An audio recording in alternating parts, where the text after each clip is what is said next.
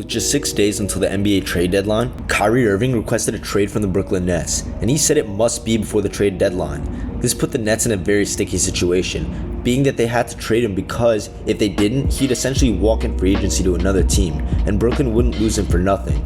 With this trade request, Kyrie's value also decreased tremendously, and because of that, just a few days later it was announced that the Nets traded Kyrie to the Dallas Mavericks for Spencer Dinwiddie, Dorian Finney-Smith, and a 2029 first-round pick, and 2 second-round picks. In today's video, we talk about this trade, and what are the effects for both teams, and how this trade affects the entire landscape of the NBA. Before getting started, I want to thank the sponsor of today's video is Fanatics. Fanatics is affiliated with the NBA and providing your team's favorite gear, whether it be jerseys, hoodies, shirts, pants, shorts, and so many more.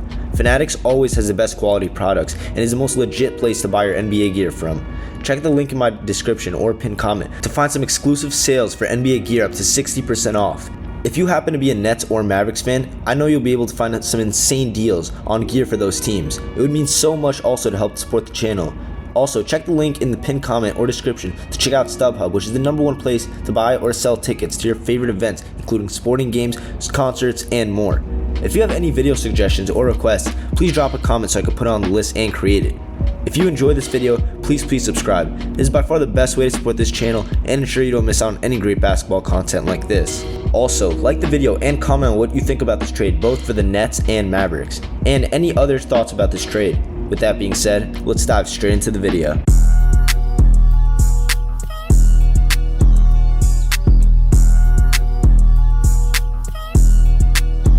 This trade was absolutely monumental for the Mavericks. As we previously acknowledged in a prior video I uploaded in the top right hand corner of the video, the Mavericks were in desperate need of a second star, and if at any point this season a star on another team became disgruntled and wanted out, it would be a perfect time for the Mavericks to jump in and acquire that star in a trade. Luckily for the Mavs, it worked out, and it couldn't have gone any better for them. The Mavericks acquired arguably the most skilled player in the NBA in Kyrie Irving, and a guy who's going to take loads and loads of pressure off Luka Doncic and open up the game for the entire team. If there's any type of star that Luka needs to be paired with, it's another ball handler who could score the ball at a very high level, and nobody screams that more than Kyrie. To put the icing on the cake, Kyrie is just as good without the basketball as he is with the basketball, and when Luka has the rock in his hands, it won't be a problem at all for Kyrie to make an impact on the floor, with his catch and shoot spacing ability and constant off-ball movement to get open. To make this even better, they didn't give up much to get him. They gave up Spencer Dinwiddie, Dorian Finney-Smith, and a first-round pick. Dinwiddie arguably is the second best player on the Mavs prior to this trade and is nowhere near the level Kyrie is at, and while the Mavs might have lost arguably their best defender in Finney-Smith, this can open up more opportunities for a guy like Josh Green to play bigger minutes. Whenever Luka Doncic wasn't on the floor for Dallas, statistically they had the worst offense in the NBA, scoring 107.7 points per 100 possessions.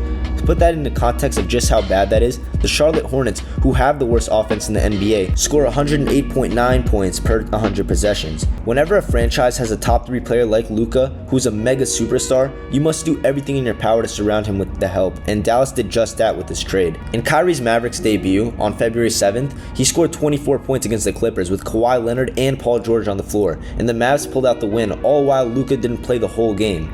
The effect of Kyrie playing on the Mavs is really going to show its importance during the playoffs, where Luka won't need to carry the load anymore, and teams won't be able to plan their defense only on stopping him. But despite how good this trade may seem for the Mavericks, it definitely comes with some risk to it. Giving up Dinwiddie and Finney-Smith, the Mavericks just lost 2 of their best defenders on the court, and as we know, Mavericks are on very thin ice when it comes to wiggle room trades they can make to try and fix their roster, so they're essentially working with what they have.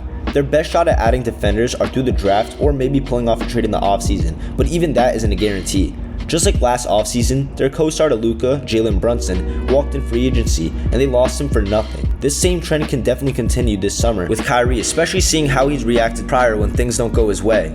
This will be Kyrie's 4th NBA team, and no guarantee he re-signs with the Mavericks this offseason, and if he decides not to, it could really jeopardize the Mavericks' future avenues they could explore into building their team. They gave up 2 of their better starters plus a first-round pick, which could end up being a lottery pick in 6 years from now if everything doesn't work out. Plus, now that they have less assets, it'll be harder to build a roster around Kyrie and Luka, so because of this, they have to coexist, and Kyrie needs to re-sign with Dallas this summer. What this trade does for the Nets is simply blows up their team. They have basically told the NBA world that they're finished with trying to contend and are in full rebuilding mode. While most people think the return the Nets got for Kyrie wasn't good, they were faced with a tough choice. Once he asked for a trade 4 days before the deadline, the Nets could have ignored the trade request and kept him on the team for the season, but faced the risk of him walking to another team in free agency this summer, or they could trade him before the deadline and get something in return. They did just that by getting an above-average starting point guard in Spencer Dinwiddie and a solid starter in Dorian Finney-Smith, who the Nets both could look to trade and get some valuable picks for, but the real asset I see in this trade is that 2029 first-round pick. By 2029, Kyrie would already be 41 years old and probably retired, while Luka Doncic will be 29, and there's no guarantee he will still be on the Mavs, so that pick could very well be a high lottery pick. This trade also gives them a fresh start. Although it might seem crazy to think just a year ago they had Kevin Durant, James Harden, and Kyrie Irving on the same team, and now they're all gone, it was never going to work out due to the chemistry issues and availability on the court. Plus, considering they didn't get Kyrie or KD at the expense of any assets besides salary cap, it was pretty smart to give them up now in return for assets while their value is at its highest. Now, if the return they got in exchange for Kyrie was worth it is another story, which we'll dive into very soon in this video. But considering they got something instead of nothing is very reasonable to understand. With the context of the trade out the way, it's time to grade the trade for each team. For the Brooklyn Nets, they get a B for this trade. The positive part about this trade is that they got something in return for Kyrie before the summer in free agency, where he's going to be an unrestricted free agent and would have found a new team. Some people might think that Kyrie might have considered staying with the Nets or doing a sign and trade, but seeing how Kyrie has acted previously when he had the leverage in moves like these, plus hearing what he had to say in his Mavericks press conference about the Nets organization, it's good that Brooklyn was able to get some type of return for him. I'm also a huge fan of the Nets getting that 2029 unprotected first round pick. Things can change really fast in the NBA, and it's a very high possibility that the Mavericks could be a lottery team 6 years from now, when Irving is retired and Doncic could potentially find another team. Whenever a team is able to acquire a first-round pick that's years and years ahead, it's always a good thing. The assets they got in return for Kyrie, considering what his market was prior to the trade, is also pretty solid too. Now, the negatives to the trade are obviously the talent involved that they got. Moving from Kyrie to Spencer Dinwiddie and Dorian Finney-Smith isn't that convincing, especially since they both don't really fit their timeline for what the Nets are trying to build into the future.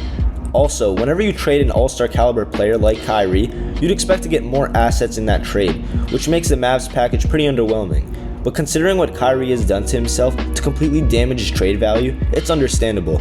So overall, I give this trade a solid B, because they got some assets for Kyrie when he could have walked away. They got a valuable first-round pick, but they also didn't get the best players in return to compensate for Kyrie's ability, and not enough assets. For the Mavericks, they get an A- for this trade. The positive part about this trade is what they got, which is none other than Kyrie Irving. Anytime a team gets a player of Kyrie's level, and considering they didn't give up a haul to get him, is always a positive.